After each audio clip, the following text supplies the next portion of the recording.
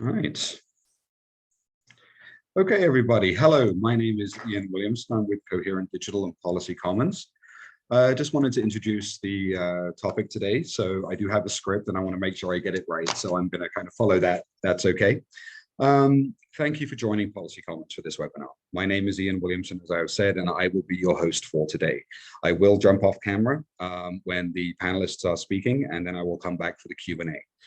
Now, if you are not familiar with Policy Commons, we create collections of critical research and learning materials. We contextualize them and provide tools and supporting materials so that they can be used. And we also have a strong preservation bent. We really focus on that. It's one of our big areas to focus on. So today's topic, we've got Google. So why can't we find the research that we need? Content democratization has led to an explosion in research content. Hundreds of thousands of high-quality reports, working papers, briefs, and data sets are vital to the global research community. But, and there is a big but here, this research is tedious and time-consuming to find, it's buried in search results, and is often subject to link rot. So today, I am very excited to introduce our panelists coming from 4 areas of the industry, all expert. First off, we have Chris Kasinovich, who is the Library Director at UC Berkeley's Institute of Government Studies Library. Chris brings over 20 years of experience in the library profession as a government information librarian. She received her MSLIS from UIUC's Graduate School of Library and Information Science in 2000. The focus of her and her team's work is to digitize the library's extensive collection of California local government documents and find the best approach for continuing to collect these materials in their born digital forms. Prior to joining IGS, Chris was the Government Information Librarian for state, local, and international documents and head of the Social Science Resources Group at Stanford's Green Library from 2011 to 2022. Her work regularly involves trying to find solutions for digital collection development and web archiving government information and NGO materials. Secondly, I'd like to introduce Duncan Wambogo-Omo.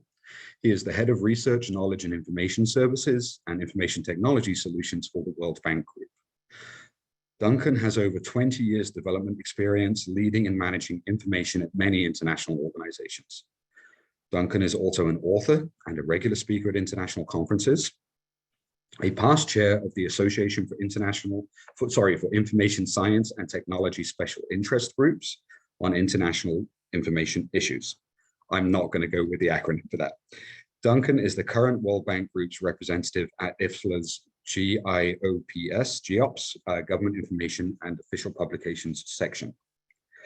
Also, we have Gary Price. He is the co-founder and editor of Library Journal's InfoDocket. Gary is a librarian, a writer, consultant, and frequent conference speaker, and is based in the Washington, D.C. area. He is also the editor of Library Journal's InfoDocket and the Association of Research Libraries Day in Review. He earned his MLIS degree from Wayne State University in Detroit. Gary has won several awards, including the SLA Innovations in Technology Award and Alumnus of the Year from the Wayne State University Library of Information Science program. And finally, I'd like to introduce Toby Green. He is the managing director and editor of Coherent Digital, who is the parent company of Policy Commons. He is also the former publisher of the OECD Library. Toby has spent 35 years in scholarly publishing, working with commercial, society, IGO, and NGO organizations on all types of content, which he calls stuff. Books, journals, data, grey literature, ANI services, and encyclopedias, always with an eye on the reader experience and building an audience.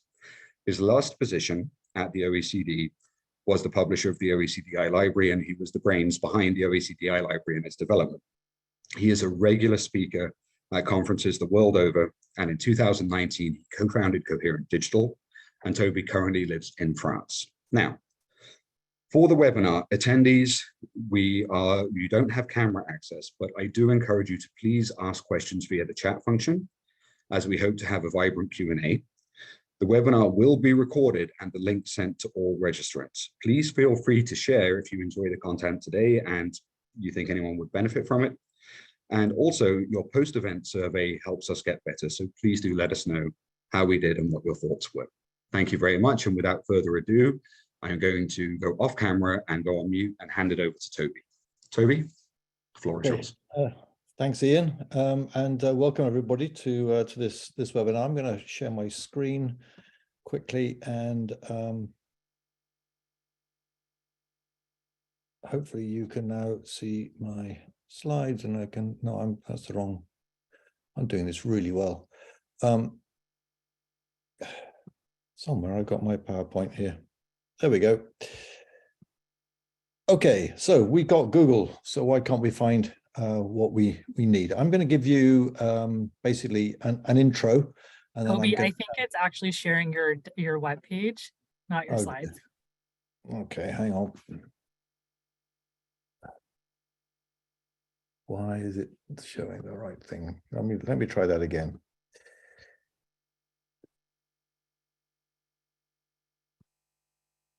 There we go. Is that working? Perfect. Okay, sorry for that, guys. Right. Okay, so we've got Google. So why can't we find what we need? Well, this shouldn't be news, so I think, to anybody, but Google is the dominant search engine. It's really dominant. It has 92% market share. Just if you've been wondering about, well, of course, there's also Google Scholar. I thought it was just interesting to contrast and compare the traffic or the usage of Google against Google Scholar. That little red mark in the middle of the screen, in fact, is the traffic to Google Scholar compared to Google, which is that big blue bar. So Google Scholar really has a tiny share compared to Google. Now, I'm sure most of this audience, we know the pluses and minuses of Google. This is Newcastle University in the UK's notes that they give on their website. But this is, common. So Google Plus is the app. It searches the entire index web.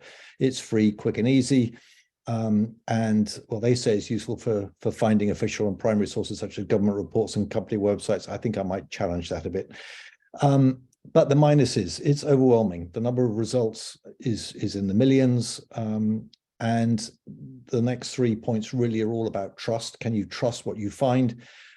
Because that's a big issue, because Google will just simply find whatever's put there. And the last point, Google, of course, actually creates bubbles for you.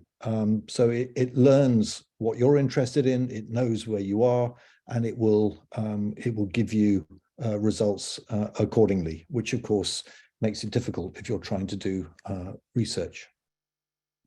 Now, Melissa Meyer, who, in fact, she was Google employee number 20 and was very much behind the evolution of the Google business model. She, in a recent Freakonomics podcast, said the problem isn't Google. The problem, in fact, is the internet. She said, when you see the quality of your results go down, you think to blame Google. But since Google only is a window on the web, the question is, why is the internet getting worse? That's her view, and she may well have a point. We recently did a crawl of US city websites to go into a new module that we've just launched in Policy Commons, and we found that within 3 months, 10% of the links had broken, and which is a pretty hefty rate of link rot.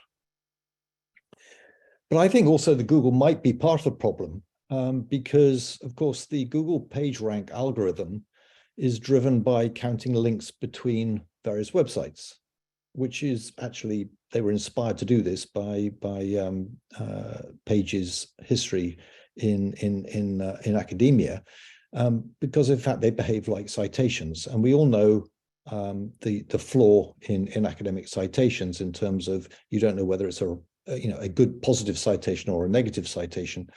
And as we all know, citations can be gamed, which of course will power misinformation up the rankings if those behind the misinformation are skilled at doing links.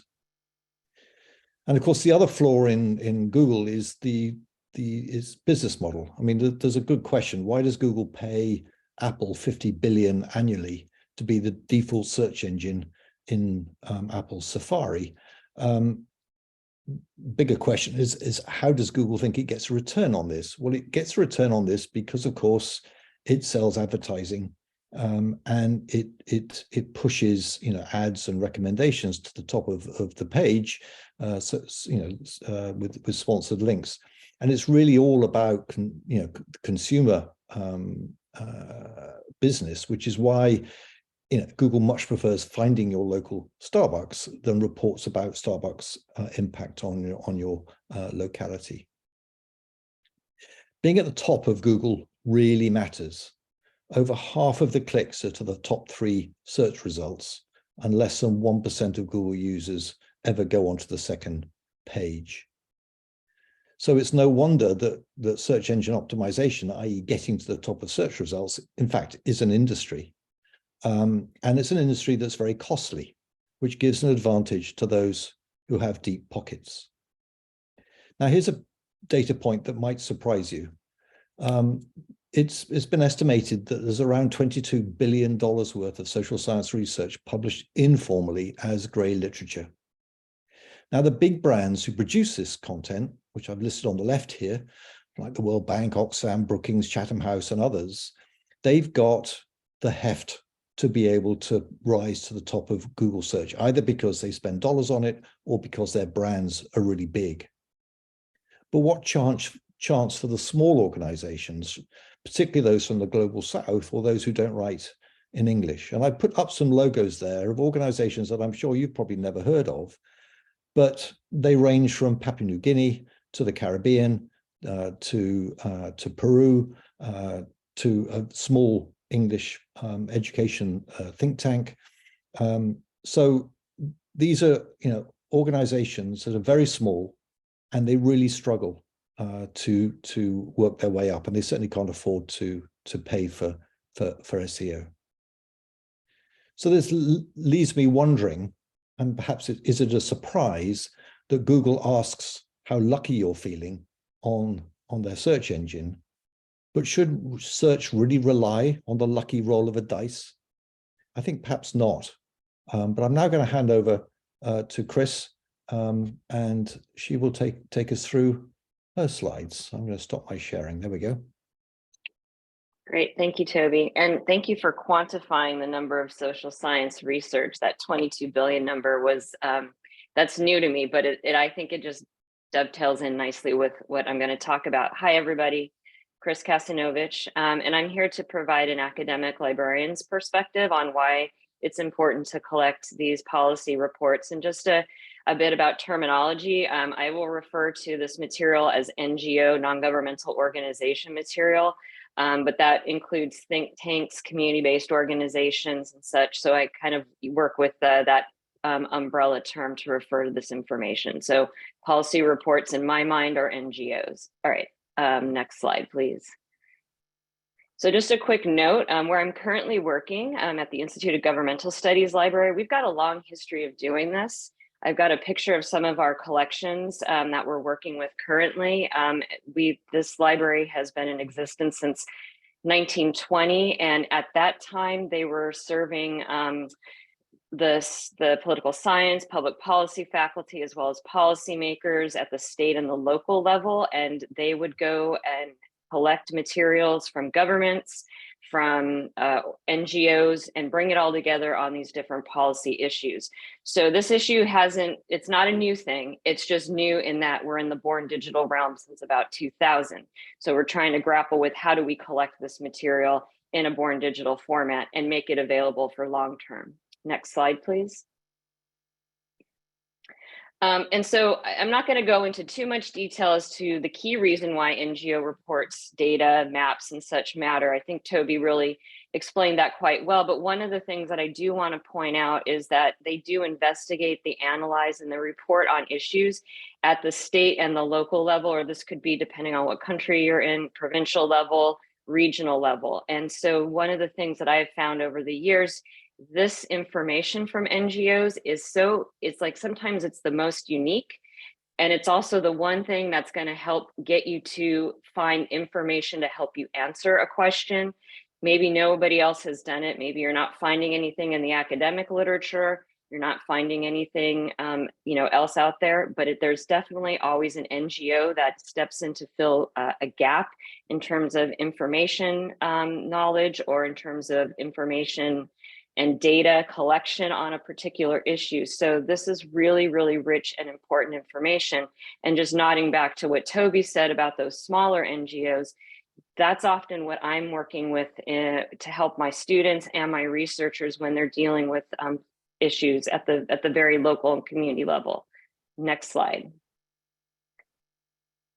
And so I just want to, I'm sure there's a lot of librarians out there, and there's also hopefully folks who are producers of this information that are out there. So this slide is to both of you, to all of you actually. So these are some of the key reasons why this information is really hard to collect. From the librarian side, this stuff doesn't get into our normal acquisitions workflows and tools for acquiring information. They're not indexed and abstracted in academic databases. Google is there to assist, but Toby really did a good job of explaining why Google doesn't often do such a great job of this. Libraries have to be proactive to collect this information, which means they have to ensure that there are staff and human resources, as well as other type of infrastructure to do this work. That costs a lot of money. And then lastly, the organizations that produce this information, they don't typically have an archiving or preservation plan for these materials. As you saw, there's obsolescence on the web. We have link rot, and trying to get back to that information, if an organization hasn't proactively thought that through, they update their website, the stuff goes away. Next slide, please. So I like to go back to this particular example, which is a Supreme Court of the United States opinion back in 2011. In the library world, this really kind of was like, oh my gosh, we finally have something that's gonna like rock the world and show like link rot. It is an issue, and it's impacting Supreme Court decisions. You can't get back to a link that was put in a Supreme Court decision. So I just like to point this out for those maybe who are not from the US, that this was a really big deal. Jonathan Zittrain out at Harvard did a really big study to show how much this has impacted these types of decisions or legal citations. So when you're talking about information that is impacting people on a very individual and global basis, legal citations, legal literature, Supreme Court decisions is one of them. Thankfully, they came out with PERMA-CC as a way to manage that in the legal area. Has that helped? I think so. I think it's done some good, but next slide. It's not just legal opinions or legal citations that are impacted by this. And I think Toby, again, just referencing his slide, shows we've got link rot in the policy realm. And one thing I like to point out at the policy level is that this is folks who are studying implementation of programs, implementation of policy. And so that's where we kind of find out, is the legislation that's been passed, is it working? Are the regulations that have been passed, or is that working? Go ahead to the next slide. So I've got just a couple examples that I'll run through real quick. This first one, and this is how I do my collection development, as well as when I'm helping researchers and students with their projects. I read a lot of different materials like Governing Magazine. In this one, we've got 2 different NGOs that are cited as a report. Stormwater and climate change are really big, especially here. I'm in the Bay Area. And so these 2 reports are of use to my researchers. And so here we can click to them and go in to find them. But then what? The researchers cite it and then move on. Next example. This is a really good example from the newspaper. This doesn't even link to it, but it's talking about, again, this, management of environment in the Bay Area due to climate change. Next slide. And as I was doing this research, I happened to come across a really great annual report from this organization. And I'll leave you with some of those metrics there. 7 libraries have it cataloged. They all link out to the live website. None of them are archived. All right, next link or next slide.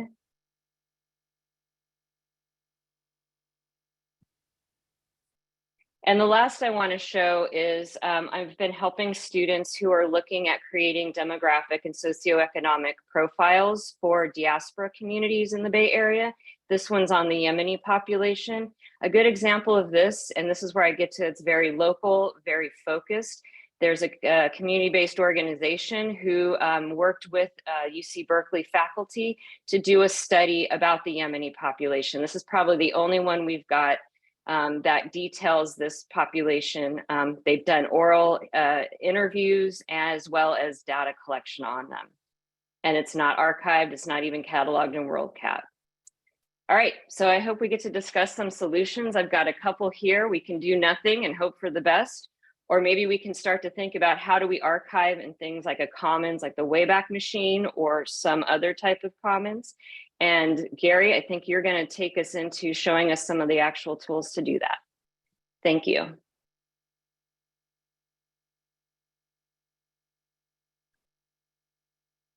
Gary, you're on mute. Greetings, everyone. Hello again, just from outside of Washington, D.C.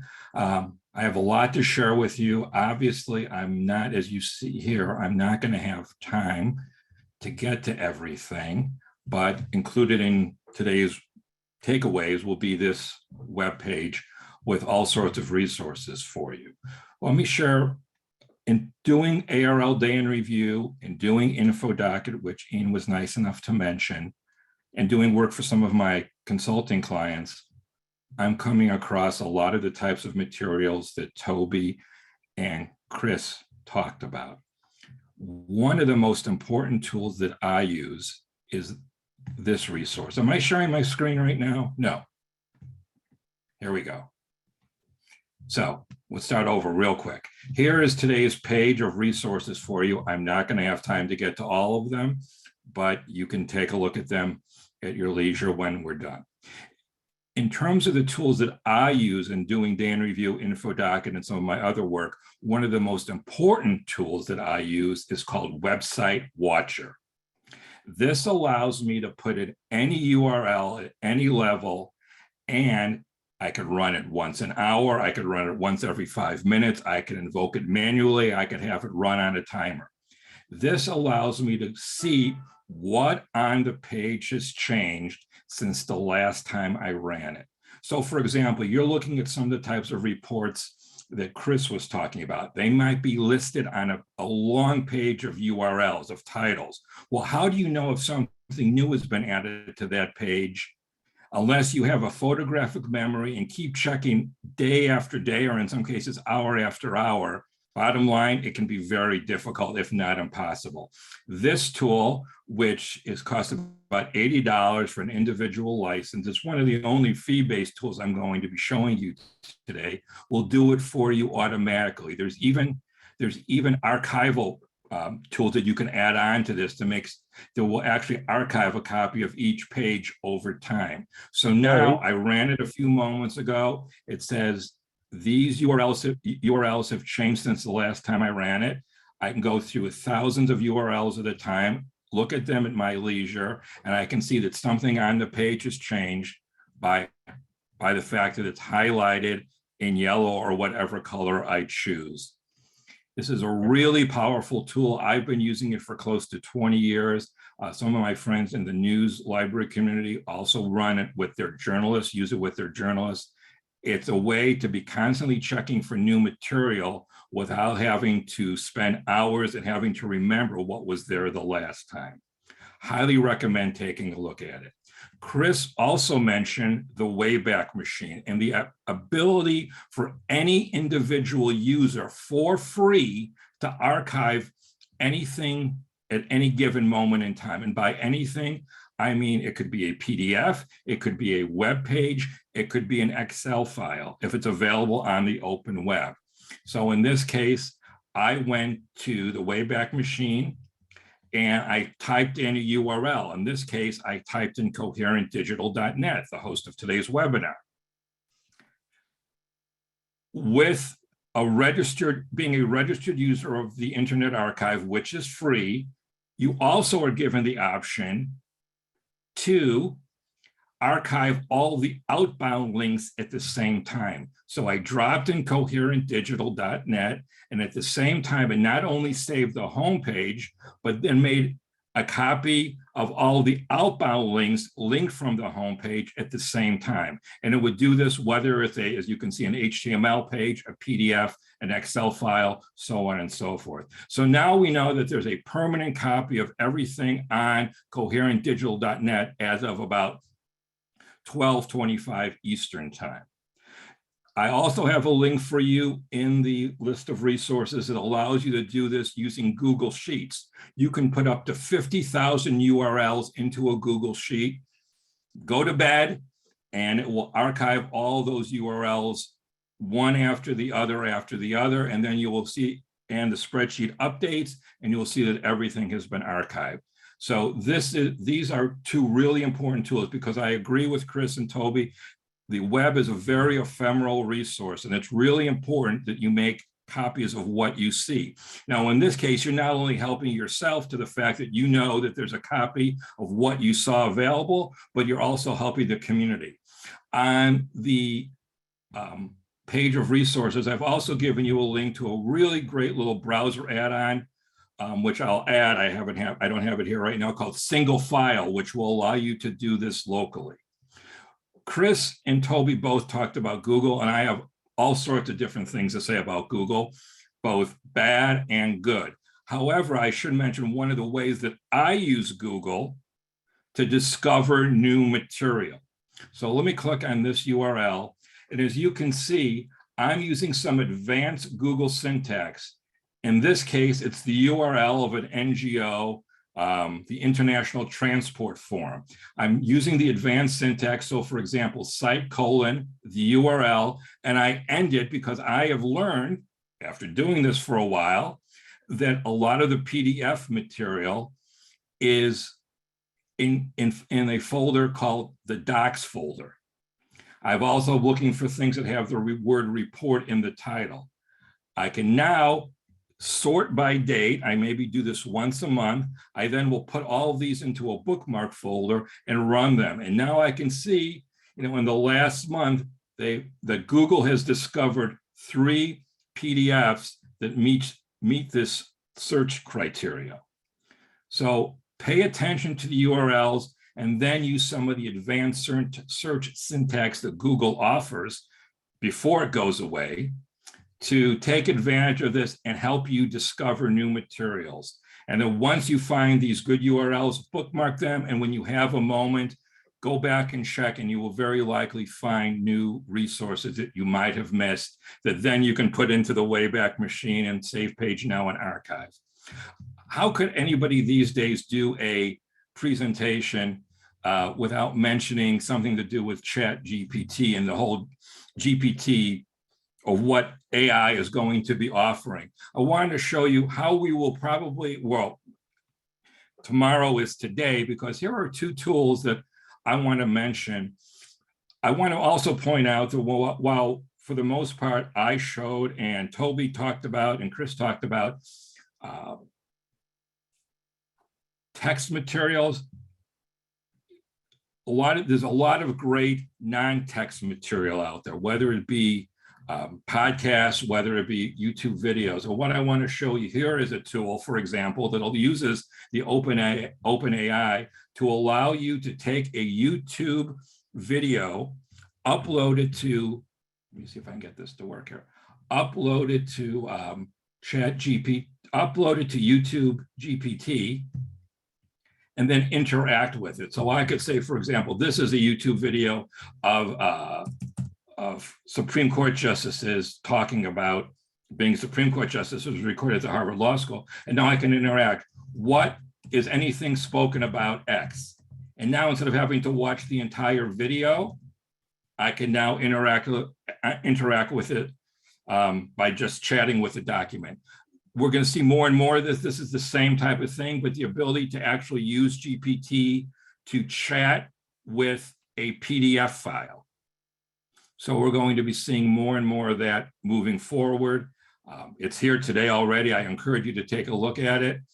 And then just a bunch of other resources to share with you. I also want to make a point too, that for me, Chris mentioned this a little bit, about where can I help my end user find the result? Where can I find a quality source that can often, in some cases, not maybe give me the exact answer, but help me get started on a topic I might not know about. And I want to point out, while many of you, at least here in the United States, are aware of the Congressional Research Service that provides great reports, and that what used to be kind of gray literature you had to pay for is now available on the open web. But I also want to point out two other, what we call legislative research organizations doing the same thing. One, obviously, is the European Parliament Research Service, which they call their think tank. These are really high quality, link-rich reports about just about everything you can think of and more. These reports are available for free. They're at different lengths, high quality material. And then the other one I want to point out, same type of thing from the House of Commons Library in the UK. And in this case, you can get a email every day telling you what new reports have been published. There's a lot here. Take a look at the web set of resources I've prepared for you. Get in contact. I hope I've given you a couple things to play with once we're done today. And thank you very much for your time and attention. Hey, Duncan. So thank you. Greetings, everyone. I don't have any PowerPoints to show, but I'm going to be talking to you from my experience. And I will be hitting 3 points, and basically one of them will be information as a public good. I will talk about the value of local content in our work at the World Bank, and some of the gaps and the suggestions to fill some of those gaps.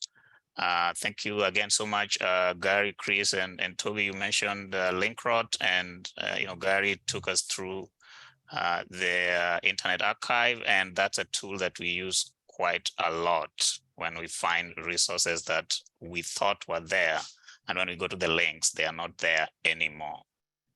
So to begin my presentation, I would say that I suspect we all agree that the quality of the decisions that we make depends on the quality of the information we have. So for instance, you're trying to buy a house, shop for an airline ticket, or even hire staff. It's very important, the quality of information, because it's going to determine a lot of the things downstream. But the information need not be one you can buy, although that is true in certain instances. Other times it's from your networks, and there are instances when it's even family. And now we have the internet. I have been introduced as a librarian and a research librarian for that matter, but I'm also an economist. And from an economist standpoint, public good is defined as having two specific characteristics. One of them is non-excludability. And that basically means that it is something that is impossible or costly to exclude anyone from using. It's a public good. Non-rivalryness, it means that your use of the resource or my use of the resource does not deplete or prevent anyone else from using it. So with that definition, then you can see that information is in fact, in many instances, a lot of it, a public good, because the research that produces that information for the most part is funded by taxpayer money. Now, of course, publishers can take it and enrich it and sell it, but before they do that, it is a public good information. So you will find this information in places like repositories, public research centers, NGOs, and for the most part, NGOs you'll find, they don't pay tax, they are tax exempt, and so the value of that, the information they have, remains a public good information. Now, that information, you could either access it for free or open, and free just means that it's free, but there's restriction on the use. Open means that you don't have any restriction on the use. So that's where you have the CC BY license, but you need it online. And I know there's a lot of economic value in this because, for instance, a company like Zillow here in the US is one that was, I understand, created using public good information. And today, it's a $2 billion worth company employing lots of people. and they did not buy any information to create it, even though these days they sell some of the things, but it was from public good information. But just the fact that the information is there, and they say information has power, what we know is that they say knowledge is power, but unless you use it. So, but you have to use it in the right way, and you have to get the right information to use it. So what does that mean? It calls for independent action. What does that independent action entail? So it depends on what you are doing. And in our instance, it generally is about the local context, because we do development around the world. And there are instances when we are looking to have a telecommunication company, establish presence in a given country. If it is Malaysia, for instance, you are not going to go there with the business model of the Verizons and the AT&Ts of this world. Why? Because the way they consume telecommunication services over there is very different from the way they consume it over here. Whereas over here, you might end up with most of it being postpaid subscriptions. For them, it's generally mostly prepaid, or even mobile money. You're trying to do some cash transfer, which we do sometimes. And in some instances, you're asking for bank accounts in places where you would, if you went to the ground and did the research, that won't work, because you need to do it through mobile money, because that's what they use there. And the reason for that is because formal banking could be too expensive. So the big question is, where do you get local content? So I'll give you a few examples from our World Bank work perspective. So there's a time when we were asked to provide information on health expenditure for many countries across Africa. And we knew that information was there, but we couldn't access it. Why? Because it was in ministry buildings and very much in physical format. What did we have to do? We had to rely on our public information assistants to go into those offices, get the information, scan the pages we need, photocopy them, and send to us. In another instance, we were looking for secondary school tuition around the world, and there is not a database for that information. And what we had to do was to get an army of networks of people, basically calling and getting that information, which is very time consuming. And in one instance also, we had to get agricultural input prices, and we had to go to local exchange markets, because these are very different from one area to another. So what does all these three examples I've given have in common? Networks. So we had to develop networks that we could rely on, but all these networks were not online, and it's very time consuming, which tells us there are certain gaps. What are these gaps? As you could tell, one of them is digitization. So it means that some of this information that the ones I mentioned in government offices or even local NGOs or some research institutes, they need to be turned into electronic format. The other one, of course, is digitalization, which is very different from digitization. And that is applying digital technology to transform these organizations' business models. And then once you have all that done, what happens? They are still in silos.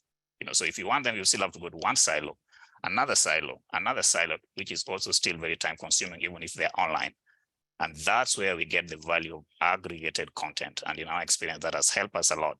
Because if you go to one place where you can get all these different pieces of local information and search it, as long as it's a great tool that you're using, you are going to save yourself a lot of money and time.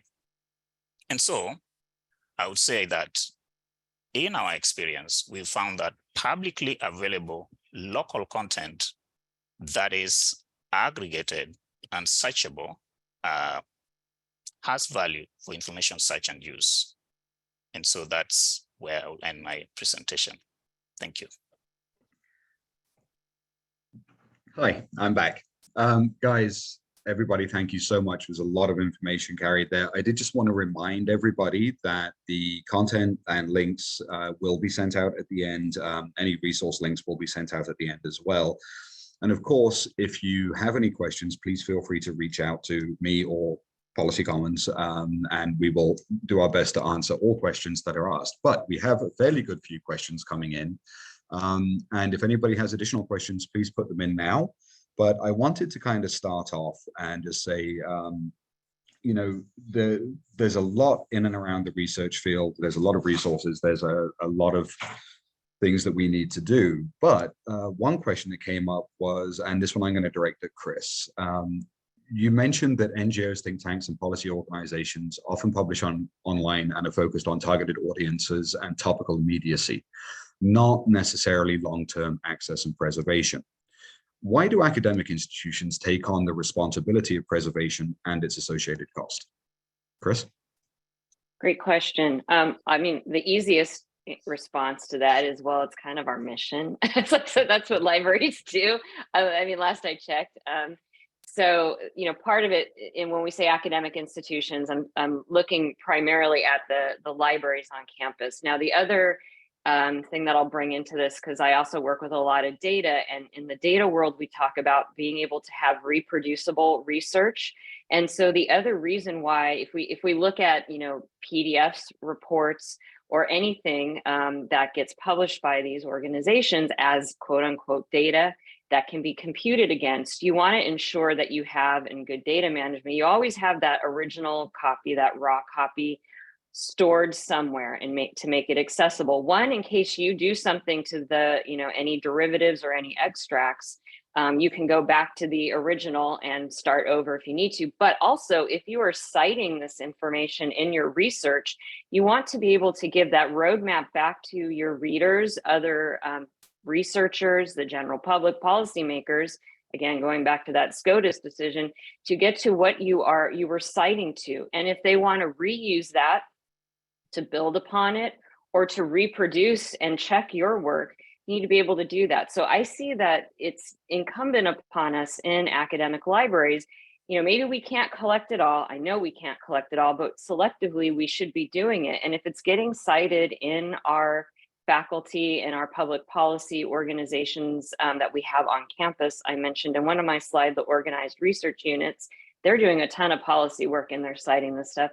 We should be figuring out a way to at least provide a way to track back to the research that they're using in order to create policy recommendations, solutions, and such. So does that kind of get at what you were? Yeah, I think so. Yes, yeah. Thank you. Thank you very much. And actually, here's another question that came in, and let me just pull it up because I want to make sure I get it exactly right. So the question really revolves around, for researchers, what is the best way to index, catalog, and preserve this kind of information? Sorry, the screen keeps dropping down. And this kind of information as web archive snapshots of NGO websites by topic for each document, individually as machine readable full text in a repository. You know, what is the best way to kind of index and catalog this? And I'm going to open it up to anybody on the panel who wants to jump in and address that one. So any hand raises? Toby, you're on mute, sir. I mean, of course, we're already doing this in Policy Commons, and we organize it by organization, so that you can go to the organization's entry in Policy Commons and you'll see all of the content that we've indexed for that organization in one place, and you can even search inside just their content inside Policy Commons. So that's how we're doing it. We're doing it by organization. Okay. All right. Anybody else want to weigh in on that? Yep. Gary, then Chris. Once you know, there's both the large meta aspect, what Toby talked about, and then I often talk to people about doing things locally or for themselves. So one of the tools that I would consider, and I often share with people, is something like Zotero. So for example, I find a new report through Policy Commons or through the open web. You can add it to a tool like Zotero, add in your own metadata, terms that you might use, notes, and so forth, put it into a folder, and now I can keyword search not only the metadata, but I can keyword search the full text document that I discovered through Policy Commons and build my own local collection. I can even share that local collection with others. So that's another way to be doing this, both discovery through something like Policy Commons or the open web, and then sharing it locally for yourself and perhaps with your colleagues. Chris?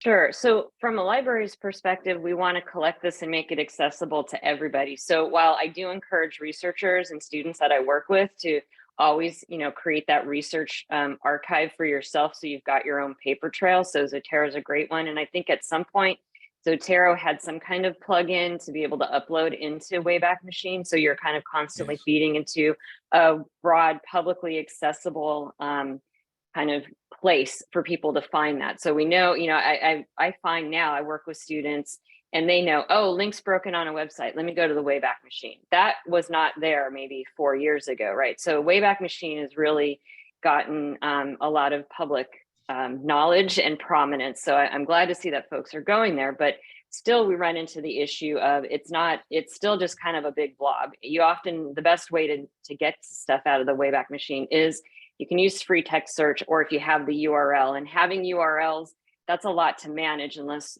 Gary, like you've got those great tools to do that. But a lot of people aren't kind of managing it in that way. And so that's where in libraries, I've been trying to work with other ways to do some sort of description to better manage this. So one of the solutions I said is, you can go as you find things and add it into an institutional repository, but that means that you have to have access to an institutional repository and staff who can add it in.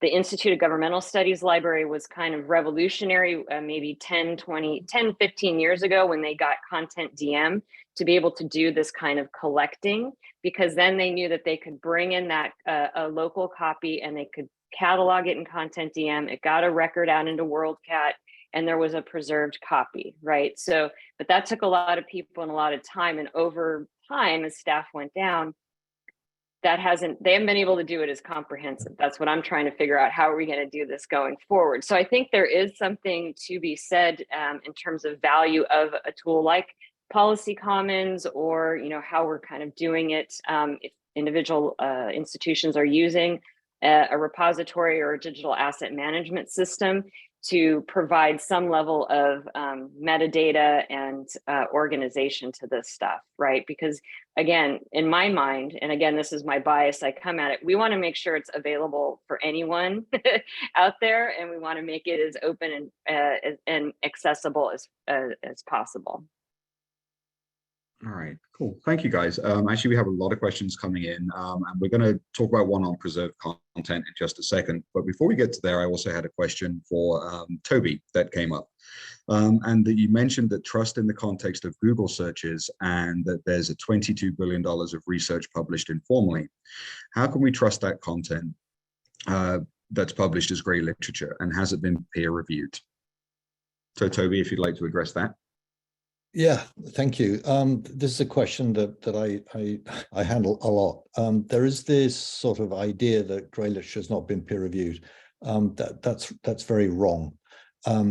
Most grey literature has in fact been peer reviewed. There was a study done by Lawrence in 2018, I think, and she reckoned that about 80% of the grey literature coming out of policy organizations has been through either a peer review process, or, as she called it, an expert review process.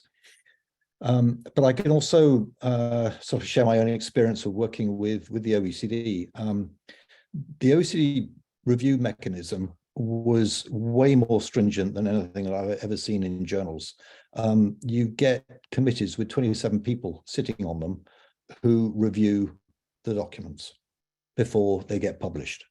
And if you think about why do these organizations worry so much about making sure they're putting out trustworthy content, it's because it's their name on the cover.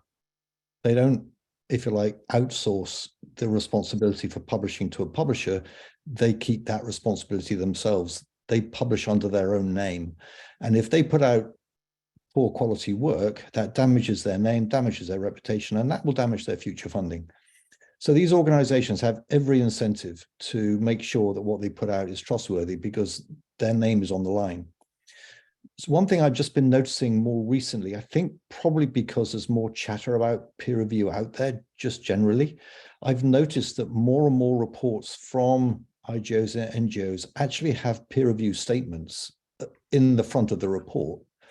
And they can be really quite long. The IPCC reports have literally hundreds of reviewers. The latest World Energy Outlook report from the International Energy Agency had 111 reviewers. This content is thoroughly reviewed. And so I think that if you trust the brand of the organization, you can certainly trust their content. Yep. Okay. Thank you, Toby. Does anyone else want to weigh in on that? Or I can move on to the next question. Duncan, please, you're on mute.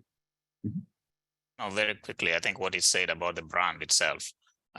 We produce a lot of great literature at the bank, and these are called policy research working papers, and they are internally reviewed. There's feedback.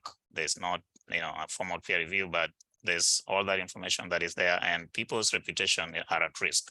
And because some of it depend on their careers as well. And so the data they get in there is very important. The references that are there need to be verifiable later on. And most important, they are not opinion pieces. And because of just the fact that the organization, the reputation of the organization is important. Otherwise, there's going to be operational risk that might lead to financial risk and eventually reputational risk. And, then you can't do any business. Thanks. Fair enough. Okay, guys, so I'm actually having a consistent question come in various different forms. I've had it asked about 5 times, and I'm just going to take the last version of it because I think it's really an important topic to address, especially when it comes to content that's out there on the web. And this is actually in the context of the recent court ruling with the Internet Archive. So essentially, the question is are there copyright or licensing issues with using the aforementioned tools to archive and track this information outside of the government context, but also more generally, this content is being put out on the web and so on, and there seems to be a general concern that potentially there are copyright issues and so on. I'm going to open this one up to the floor, and I'm going to start off with you, Toby, on this one, because I know it's a topic that you're familiar with, but I'd ask each panelist to weigh in if they have something that they wanted to say about that. Okay, thanks, Ian. I can't really comment on the Internet Archive because that's not really something I'm terribly familiar with, other than if it's that story about sort of what I would call consumer books being lent by the Internet Archive. I can understand why the publishers and the authors would be worried because it's their living is at stake. Yes.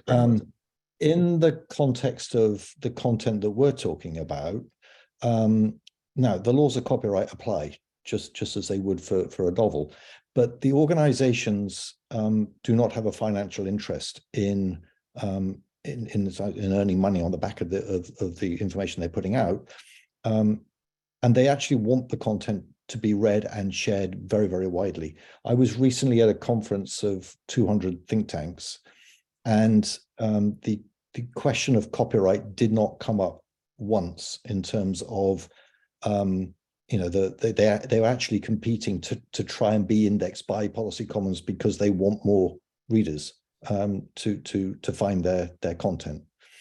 The other thing I would just say is that the range of copyright regimes that I'm seeing in this content ranges from CC BY through all the other flavors of CC to formal C in a small circle copyright, but a lot of it there is no copyright statement at all. Now that doesn't mean to say that the content isn't copyrighted. For me, it just simply shows that the organizations that are producing this content, they have zero interest in copyright, and therefore it's just not a worry for them. They simply want their content to be out there and it to be used. Yeah, from the impact perspective. Yeah. Sure. Would anyone else like to weigh in on that? No? Okay. So I think, guys, we are getting a ton of questions, and there's a really great chat going on the side. So guys, thank you for being so engaged. And so I think we might go a few minutes over, and if you can't stay, that's okay. You're going to get a report. You're going to get a link to this recorded session afterwards. But I want to tee up a couple more questions before we kind of wrap things up. So one question just came in is there are so many untapped manuscripts in the social science discipline still kept in libraries in an unorganized way, particularly in underdeveloped countries. Are there any particular suggestions to minimize this gap? And Duncan and Chris, I'm going to push this one to both of you guys because I know it's an area of interest. And Duncan, you had mentioned to me in the past that filling in the gap in information, getting that local information is kind of hypercritical and very, very useful. So Duncan, would you like to answer that? Or Chris, you guys want to jump in on that question? Yeah, I will jump in. I think it's an important question, and it's something that has been there for a very long time. How do you take advantage of this? It's right there. The information is in physical format, and really there is no way to take advantage of it until you get a professional librarian and have it all well indexed, cataloged. There's going to be some funding involved. Now, whether you can get that from the government, if it's a public library, or from some donor somewhere, that's going to be key. And I know that like the organizations like LDs, Global Development Network, they've been involved in some of these. So one way to put it would be to basically get funding either from the government there or get funding from some NGO international that is involved in digitization, and then have a professional librarian do it so that it's done well, because just by digitizing it won't help unless it's organized in a way that you can actually find it, and metadata is generally key. Thanks. Yeah, okay. I thank you, Duncan. Yeah, you basically laid out what my job is when I started at the Institute of Governmental Studies Library. They hired a professional librarian. I'm working to hire another librarian. We're going to digitize the collection. So I showed the picture of what our materials look like. So I think that's the person who asked this question. You're probably seeing similarities, and goodness knows, as we move into, countries across the globe, I can only imagine how large those collections are. We actually have baseline metadata. They have a very large card catalog of everything. So we have something, but it's still all in analog. So some of the things that we're trying to figure out is, if we digitize, is there a way to computationally create metadata? Can we digitize the card? We have the card cataloger actually in these GK Hall catalogs where they literally just photocopied. They put all of the cards down into pages, photocopied it, and created this 30-volume GK Hall catalog of that. Could we photocopy that and extract those to create some baseline metadata, and then match it up with the individual pieces that we're scanning? I mean, I would love, if anyone is interested in figuring this out, I would love to have an offline dialogue. We could form a community of practice around it. So please get in touch with me. My contact email will be in the slides. So I hate to always have my knee-jerk response to this. It's just digitize it, because you don't just digitize something, right? Everything that Duncan talked about, it's you've got to have the funding, you've got to have the people, and then you don't just throw it into onto a website or into some repository without making it in some way more discoverable beyond just the full text searchability. So it's a great question. Thank you. And actually, I do have one follow-up question that came in for you, Duncan, that's particular to this topic. And let me just go down to it. And essentially, it was, you had mentioned digitization versus digitalization. Can you explain a little bit? I'm not even sure what that means myself. So if you could put some insight on that, that might be helpful. Yeah, so digitization is when you have a physical document like the ones Chris showed on the screen, and then you probably even scan them one by one to get them into an electronic format. In that sense, it's localized from the physical document itself. Now, digitalization itself is a business model. So this is where you now not operate just physically, but even this interaction, you have collaborative tools, communication tools, things that are online, where you interact virtually, and you don't, the physical location now doesn't matter. As long as you have access to the internet and all these technology tools, then you are able to do that. So that would be my answer. And if you have to get a takeaway, digitization is kind of localized just the physical document itself. Digitalization is a business model. Okay, so I'm actually, we are bumping up on time. So I'm going to ask one more question, which came in, and it essentially is why don't many organizations register DOIs for their grey literature manuscripts? For our library, part of the problems are PIDs for understanding metadata around manuscripts and documents. Toby? Well, the reason why most of these organizations don't issue a DOI is simply because they don't know what a DOI is. Yeah. It's as basic as that. When I was a very strange beast at the OECD. I was someone who had been trained as a publisher. Most international organizations do not employ people who are trained publishers. And the smaller the organization, I mean, I've just been doing some work with OHCHR, that's the Office of the High Commissioner on Refugees. This is quite a big organization. They have 2 people who look after their official documents and their publications. That's it. They have no resource, they have no money, they certainly couldn't pay for a DOI. They've got no IT systems to support them. And the organization is not interested in investing to help them either, because they much prefer to spend all their money on the sharp end of doing the work they do in the field for human rights. And this is true right across the IGO, NGO, think tank space. There tend to be small organizations. No, there are a few outliers like Brookings and Chatham House, and they put DOIs. They know what they're doing, but the vast majority of these organizations, they have no idea what a DOI is, and even if they did, they wouldn't have the systems to tag them, and they wouldn't have the money to pay for them. I understand that. And guys, I think one very last question, and then I'm going to start wrapping it up. So if you can bear with us just for a few more minutes. Hold on one second here. Actually, sorry, I lost track. Here it is. So it's been mentioned the need for technology and aggregated content in the context of information for the public good.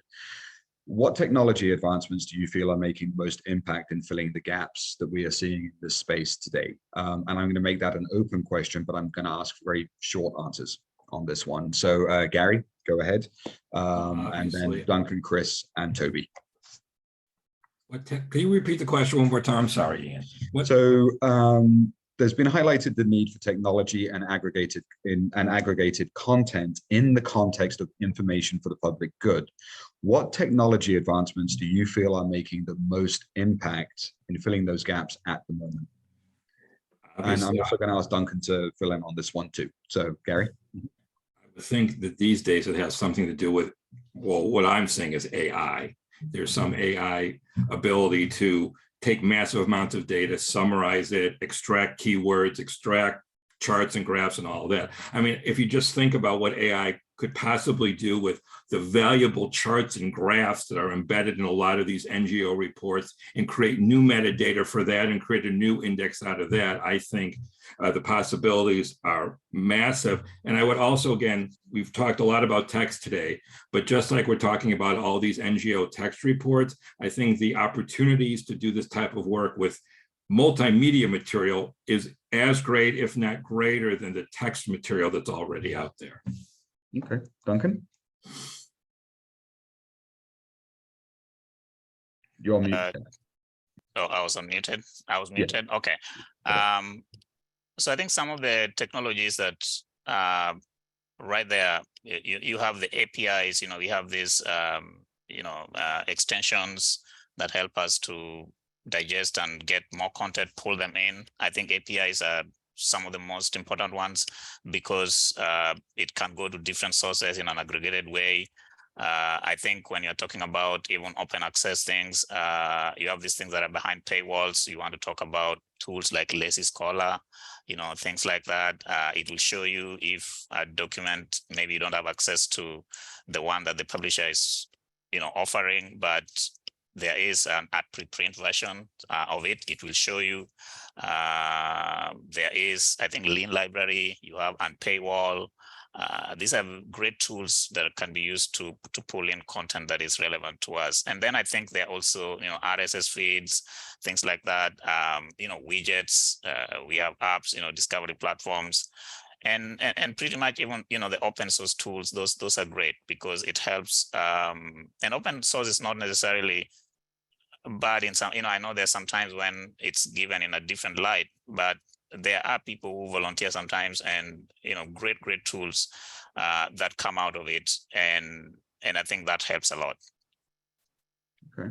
Does anybody else like to weigh in, or Toby? Chris? Yes, go ahead. Just a quick thought. I think it's going to be a very librarian type answer, but it was like, can we get the stuff and stabilize it? Because then there's all of these tools to be able to make the content usable. So that's what I look at in my career, as I've seen where research is going, what questions people are trying to answer. I was a lit major, so I get digital humanities, why you want to be able to search across a corpus of material and extract sentiment or words and terminology. The same thing is in the social sciences. If you could analyze across 50 years of budget information from cities, can you imagine what type of questions you could answer, what type of policy changes you could make? So if we're able to get the content in a stable, usable format that people could bulk download it, they could do text mining, they could use all these different AI tools with. I mean, I think if we could do that, I would be super happy. And I put a note in there about being able to extract tables, because these reports, these materials, they are chock full of statistics, and they're stuck on a page. And so being able to extract that, and I'm glad that Policy Commons has that feature in it, because that's something that I've struggled with, and I know other GovDocs librarians that are on this call who are in the chat, this is something that we've all kind of struggled with. So these are the type of tools that I really am excited about, and I'm looking forward to even trying to use as we work on digitizing our collections. Fantastic. Toby, did you want to weigh in, or shall I call it a day? Well, I mean, I would just say that what has impressed me, and I have to say, this is a shout out to my colleagues. I am not a technical person at all. I couldn't code my way out of a paper bag. But my technical colleagues, the fact that we've managed to assemble, getting on to nearly 3 million reports from, nearly 10,000 organizations now in less than 3 years, to, in a sense, do what Chris is looking for, to create a stable set of content. That is down to the harvesters that we've developed, the AI that we've developed to be able to create the metadata and so on. And I think that the next phase is going to be to start to mine that content, so we can start to really put it to work, because at the moment it's just scattered about the internet, and now we've got it all in one place. We should be able to start doing some really clever things with it, and I think that'll be really exciting. Guys, so first off, I want to say to the panelists, thank you so much. I know you put a lot of thought and time into preparing for this panel. There's a lot of great information, and that's evidenced by just a very, very vibrant chat and some really great questions.